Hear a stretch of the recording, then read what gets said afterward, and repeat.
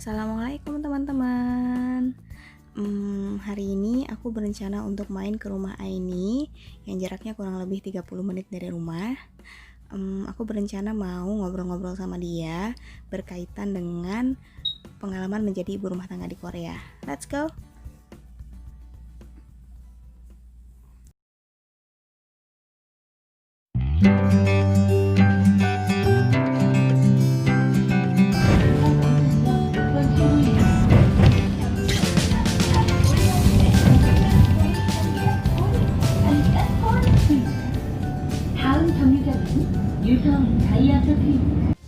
Akhirnya kita sampai juga ke rumahnya Aini. Nah ini nih building rumahnya dia nih. Oke, kita masuk ya.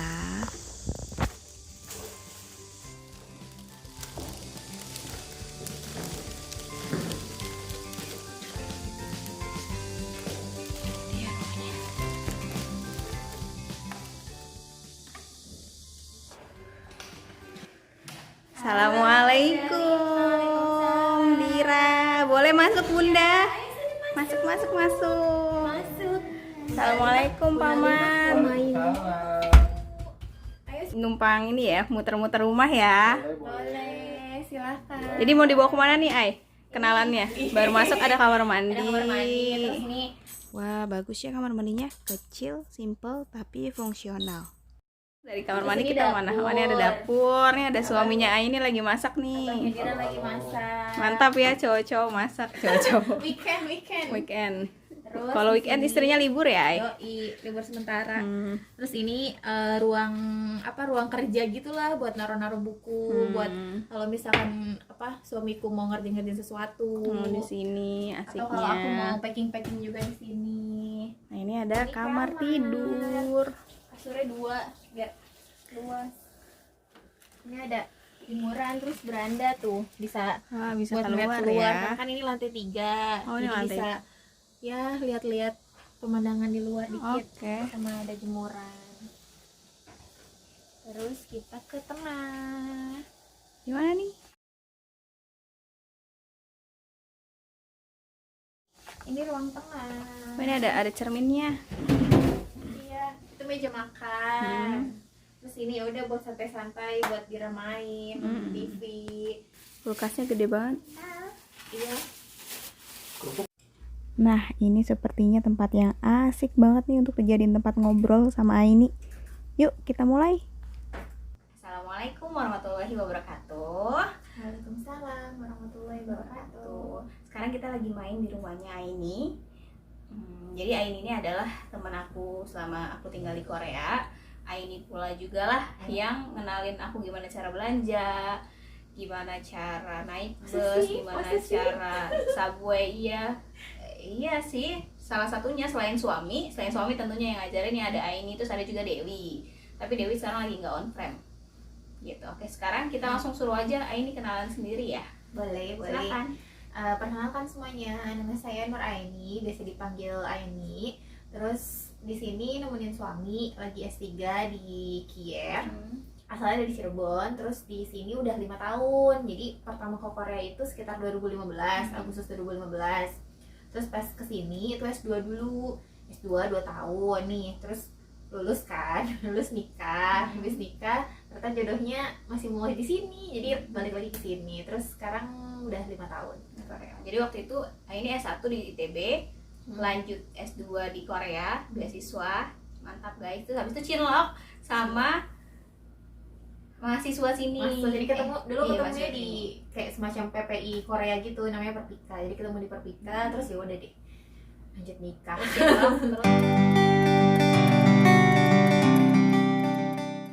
Kalau yang aku rasain sendiri, jadi kan aku nikah udah sekitar 2,5 tahun kan, dan habis nikah itu suami langsung kesini. Waktu itu nikah terus minggu berikutnya, 2 minggu berikutnya suami kesini. So aku nyusul kan karena ngurus visa dan segala macem.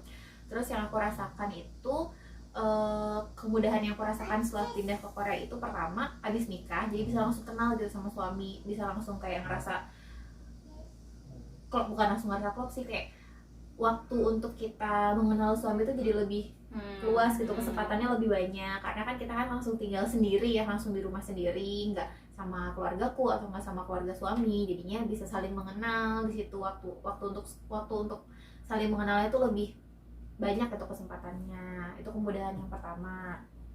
Terus kemudahan yang kedua itu alhamdulillah aku pas habis nikah setelah 6 bulan itu aku hamil. Nah, hamil di Korea itu dapat kayak semacam bantuan dari pemerintah Korea.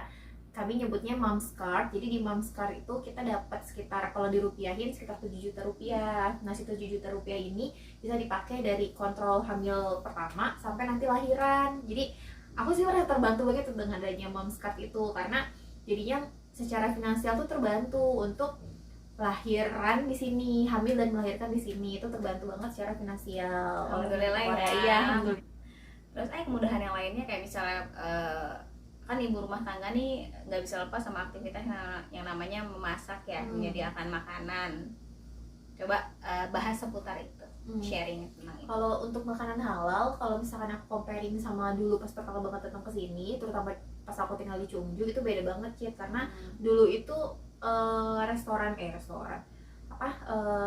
toko-toko online yang menyediakan makanan halal itu masih jarang. Jadi aku harus datang ke musola orang Indonesia langsung terus beli gitu. Kalau sekarang kan online lebih enak, kayak lebih gampang, terus tiba-tiba nyampe rumah kan dagingnya kan, jadi nggak butuh effort yang lebih. Kita nggak butuh keluar rumah ya untuk mendapatkan daging. Bahkan ada bakso loh.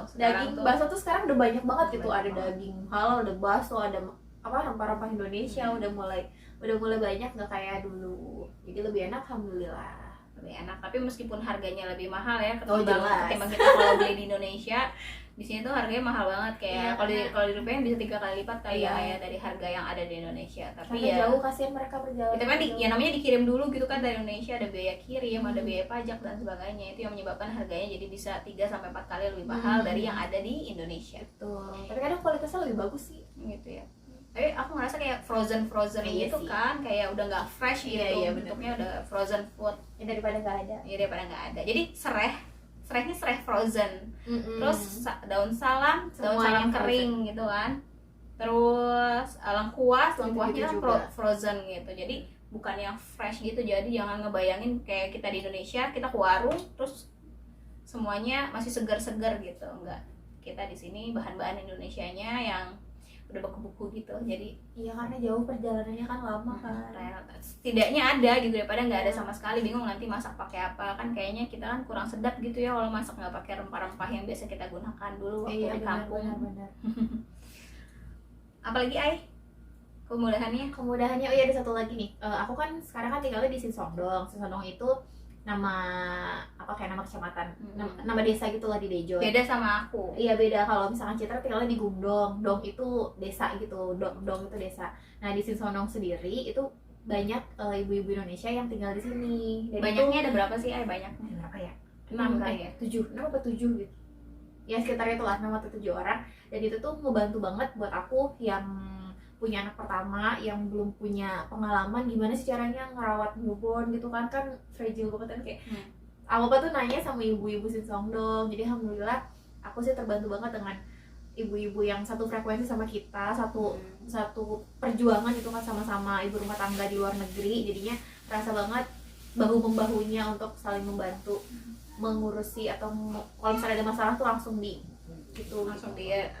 rangkul gitu ibaratnya. Terus aku juga ngerasa gini nggak sih, ibu-ibu di sini teman-teman kita tuh kayak nggak judgmental gitu nggak sih, karena mereka merasakan hal yang sama, merasakan perjuangan yang sama, sehingga reaksi terhadap problem orang lain gitu kayak empatinya bagus, empatinya bagus gitu. Itu kelebihannya. Terus apa tadi pertanyaannya? Kesulitannya. Jadi ibu rumah tangga di Korea. Kemudahannya udah ya kira-kira. Ya, kemudahannya ya sekitar itulah, 3 itu. Kalau kesulitannya aku rasain terutama pas kalau misalnya lagi gak enak badan ya, lagi sakit. Minggu kemarin hari Senin tuh aku tuh kayak gak enak badan gitu kan, meriang, sakit. Terus kan suami kan lagi di lab, di rumah tuh cuma berdua sama Dira. Terus pokoknya kayak bangun dari kasurnya tuh udah berat banget. Tapi kan Dira nggak ada temennya kan, nggak ada yang nemenin. Akhirnya mau nggak mau aku harus tetap kayak beraktivitas kayak biasa. Itu nggak ada yang nyuapin juga. Iya, nggak ada ibaratnya nggak ada yang bisa gantiin jagain Dira. Terus aku istirahatnya nggak bisa. Makanya kalau udah kayak gitu, udah lagi enak badan, sakit, langsung pengen pulang. Pengen ada yang dibantuin Iya. gitu ya rasanya ya. Ya walaupun ini kan suami pulang cepet sih, tapi kan tetap aja kan ada jarak dari nunggu suami pulang kan, akhirnya harus berdua-dua dengan kondisi kitanya nggak enak badan, atau mungkin kebalikan gitu, diranya nggak enak badan terus kitanya juga ikut capek ya karena anak sakit, terus nggak ada yang ini kan selain suami gitu. Sebenarnya konteksnya suami kalau kondisinya di rantau gini, konteksnya bukan suaminya nggak mau bantu ya, Iya, tapi karena emang konteksnya suaminya tuh ada di lab, yang mana labnya itu kan terpaku sama jadwal ya, jamnya. Jadi dia masuk, dia harus ngetap kartu, keluar harus ngetap kartu, jadi kayak nggak bisa asal gitu. Tiba-tiba izin istri sakit gitu, kayak nggak semudah itu. Begitulah. Terus apalagi ya? Sama makanan sih kan, kalau di sini kita kan kadang ada waktu kayak aduh males masak, atau emang lagi capek banget yang nggak bisa masak gitu kan. Kalau di Indonesia kan kita tinggal beli, Tinggal mana GoFood gitu kan, tinggal ya, GoFood, tinggal apa. Kalau di sini susah karena emang pilihan makanan halal di luar kan jarang banget, bahkan dikit banget gitu kan, cuma 1-2 restoran halal. Jadinya kalau lagi nggak bisa masak ya tetap harus masak gitu, nggak bisa segampang itu cari makanan di luar. Nah kebetulannya kalau di tempat tinggalku ada 2 restoran yang halal deket, tapi mahal, dan itu udah mahal, nunggunya lama. Jadi kalau misalnya aku males masak nih, misalnya lagi sakit atau lagi capek banget nggak mau masak, itu mau beli keluar tuh rasanya males juga gitu. Serba males ya. Udah males nunggunya, terus males nyiapin anak-anak untuk pergi ke sana, kan aku anaknya 2 nih sekarang. Kalau mau keluar rumah tuh kayak rempong banget, kayak menghabiskan waktu 1 jam sendiri untuk menyiapkan mereka untuk bisa dibawa keluar rumah, untuk aman bisa dibawa keluar rumah. Apalagi sekarang lagi corona kan, kayak harus dimaskerin gitu kan, kayak repot banget. Dan itu mahal. Betul. Lebih mahal dibandingkan dengan makanan Koreanya sendiri, iya gitulah. Terus yang ketiga, aku udah capek juga sih sama cuaca di Korea. Aku udah 5 tahun kan, jadi kayak tiap summer atau winter tuh kayak capek gitu loh. Misalkan summer kan di sini kan panas banget, jadi panasnya tuh beda sama di Indonesia. Kalau di Indonesia kan kita panas tuh masih banyak angin, terus nggak terlalu humid kan, nggak terlalu. Kalau di Korea summernya tuh panas, terus dia lembab, jadi kita nafas tuh kayak ngap, ditambah nggak ada angin sama sekali. Bahasa Betawinya ngap gitu. Iya, ngap banget. Terus belum kalau winter kan pakai jaket berlapis-lapis, terus anaknya juga bisa dipakai jaket berlapis-lapis. Malah tahun kemarin kan kira masih aku gendong, jadi kayak berat banget ya. Iya, berat banget ya. Terus cuaca enak di Korea tuh spring sama fall kayak cuma sebentar doang gitu loh, Cid. Kayak 2 minggu, sebulan dia udah ganti dingin banget atau enggak panas banget. Itu aku udah capek sih sama cuaca di Korea. Capek sama cuaca di Korea. Nah kalau di Indonesia kan cuma 2 musim ya, kalau nggak musim panas, musim hujan.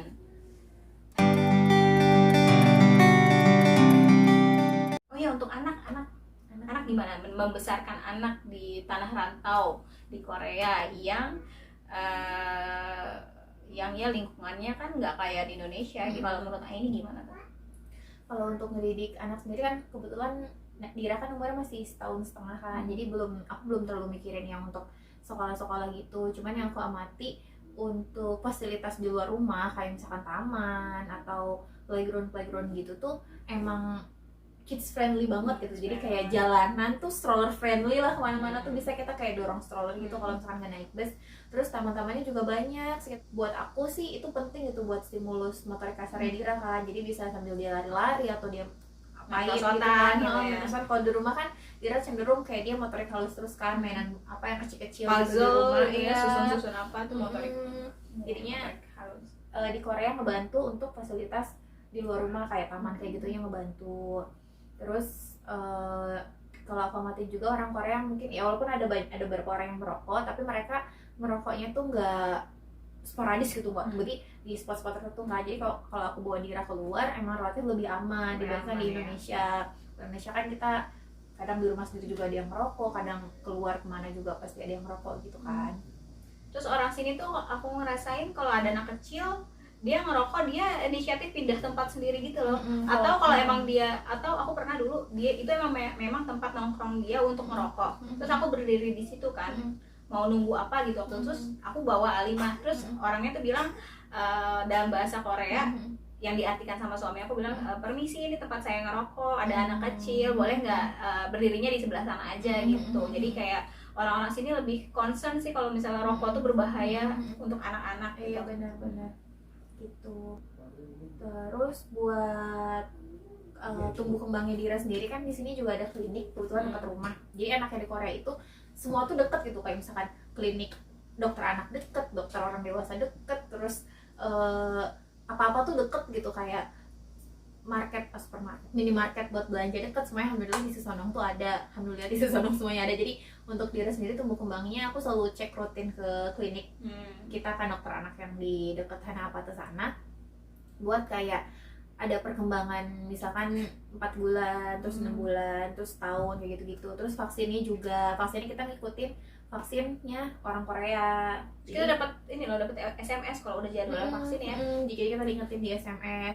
Dira sendiri setiap vaksin tuh gratis karena emang itu anjuran pemerintah kan. Jadi tiap vaksin yang wajib kita tinggal datang doang, terus kasih ID card, terus ya udah vaksinnya gratis. Terus kontrol segala macamnya juga lebih murah sih menurutku. Iya, alhamdulillah. Kalau untuk fasilitas anak, Alhamdulillah, fasilitas ya, kesehatan sini. gitu kayak di sini luar biasa banget sih.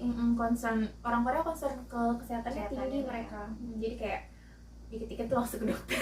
Ke dokter gitu ya. Terus juga kalau menurutku pengalaman di anak pertama dan anak yang kedua, dokter Korea itu kayak perfeksionis gitu nggak sih? Banget. Kayak mereka tuh expect anaknya Banget. harus tumbuh ideal gitu, berat badan, tinggi badan, lingkar kepala itu kayak harus sesuai grafik, dan grafiknya itu harus naik, nggak boleh turun gitu.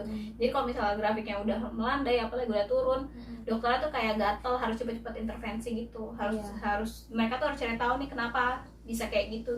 Jadi kayak detail banget dokternya.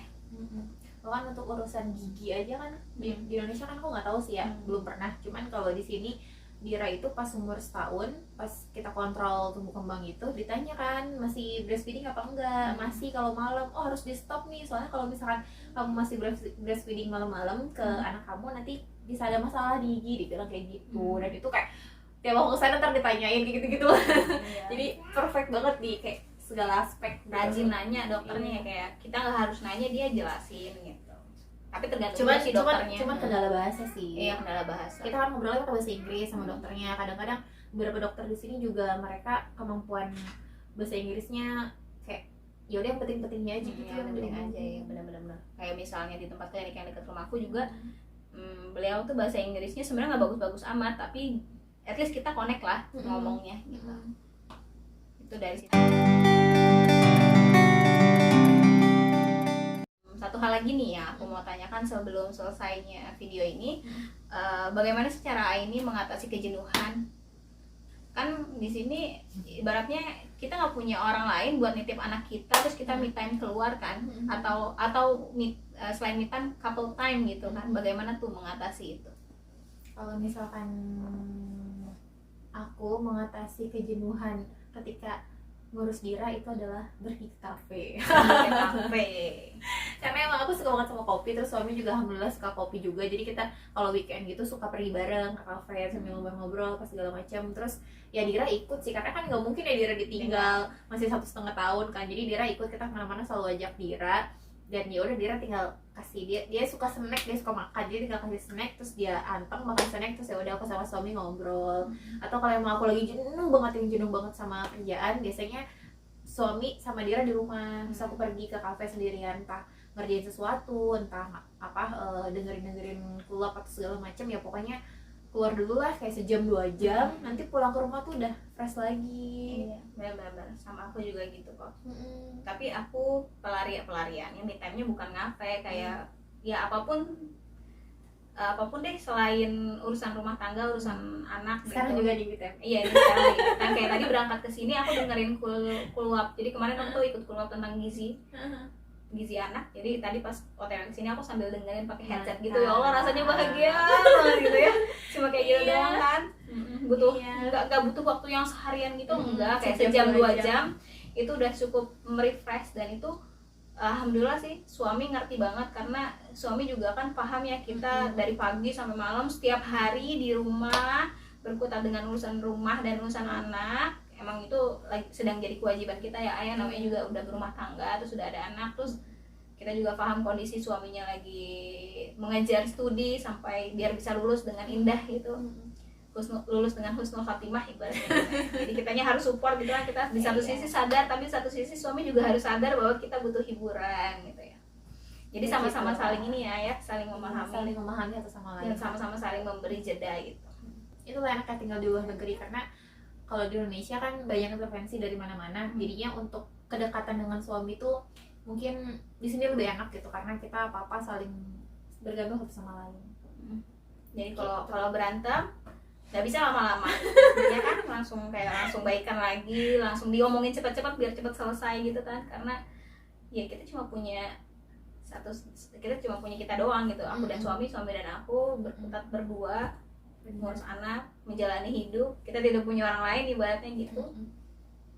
Gitu ya. Tapi kita jadi kuat bersama-sama. Iya, kita jadi akarnya kuat menghujam ke dasar bumi. Jadi badai di atas diterpa itu insya Allah ya, insya Allah nggak goyah. Gaya banget. Amin. Amin lah, amin.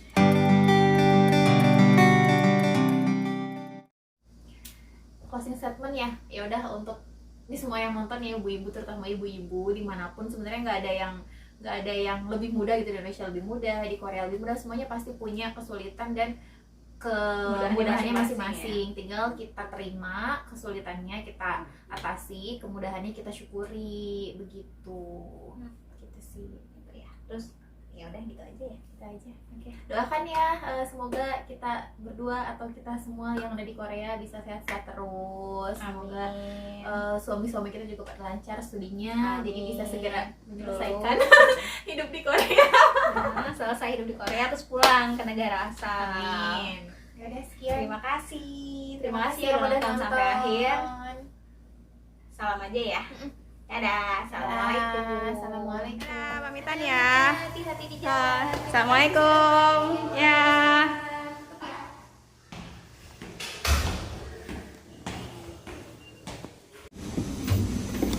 합사입니다. 감사합니다.